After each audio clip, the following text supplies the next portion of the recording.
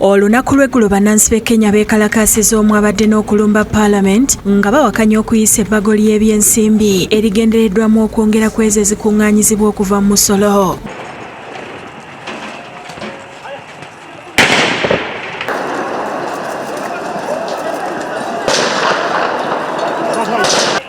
There's a fine Parliament.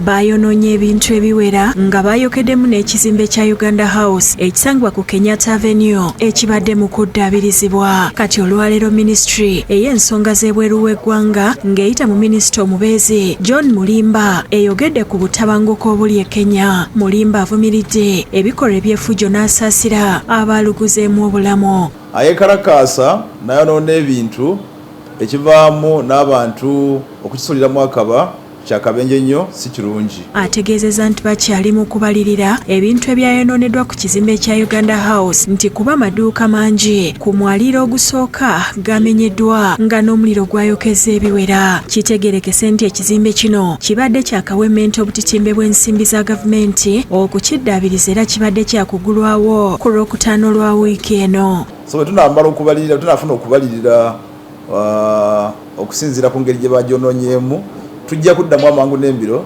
tugirongoose ate teekawo olunaku olulala olw'okuja okugigulawo mu butongole. Kyokka Mulimba agumiza bannayuganda naddala abawangalire Kenya nti gavumenti yaayo ebakakasiza nti embeera emaze okudda mu mikono gyayo nga tewali kisaanye kubeeraliikiriza. Tufunye okukakasibwa okuva mu gavumenti y'e Kenya nti gavumenti y'e Kenya eri mu mitambo era embeera eri mu nteeko.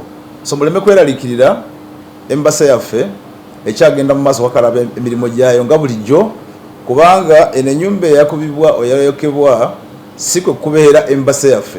Embasa yaffe ekyali waliwo ebadde ebeera bulijjo. Wabula ababaka ba Parliament nga bakulembeddwa Minisita ow'ekisiikirize ow'ensonga z'ebweru Nkunnyingi Muwada nabo boogedde ku byabaddewo. Zikaanya ne bannakenya okuvaayo ne balaga obutali bumativu bwabwe ku nsonga ezaabwe nga bakozesa emiwaatwa gyonna egy'emirembe mu nkola erambikiddwa ssemateeka. Kyekiseera ndowooza tutandika okulegislatinga nga bye tulegislatingira ddala biragira ddala nti biri ku bannansi. Kisooka situmanyi kwe kyavudde.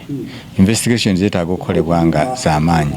Tuyinza okunenya bannakenya naye ng'ate abaakibaddemu oba oliawo engeri kiri nti kyakaddaabirizibwa ng'olwa akasente akaalibwa awantu wonna so kyetaaga nakyo okwekennenyezebwa. Fwe tusaba nti tulina okusasulibwa ng'egavumenti ya Uganda ku bye twafiiriddwa kubanga ekizimbe kino kibadde kyakava mu renovation. Omumyuka wa Ssaabaminisita asooka era nga ye Minisita w'ensonga z'obuvanjuba bwa Afrika Rebecca Litwala Kadaga agumiza abasuubuzi abatwala ebyamaguzi e Kenya n'abo ababadde bakonkomalidde ku nsalo e Busia nti bizinensi zaabwe tezigenda kutaataagana kuba amawanga gombi galina endagaano kwegatambulira. Endagaano gyetambulirako yali abantu basatu, yali ya Kenya, Uganda ne Tanzania.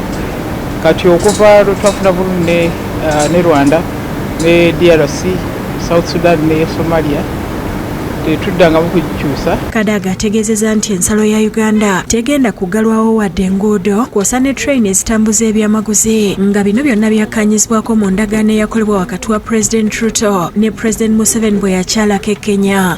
Okwegugunga mu bibuga ebimu mu Kenya tekijja kusiba nguudo, tekijja kusiba train, tekijja kusiba malole, tekijja kugalawo boda. Business ejja kutambula. So sagala abantu ba Uganda kweraliikira ku nsonga eyo.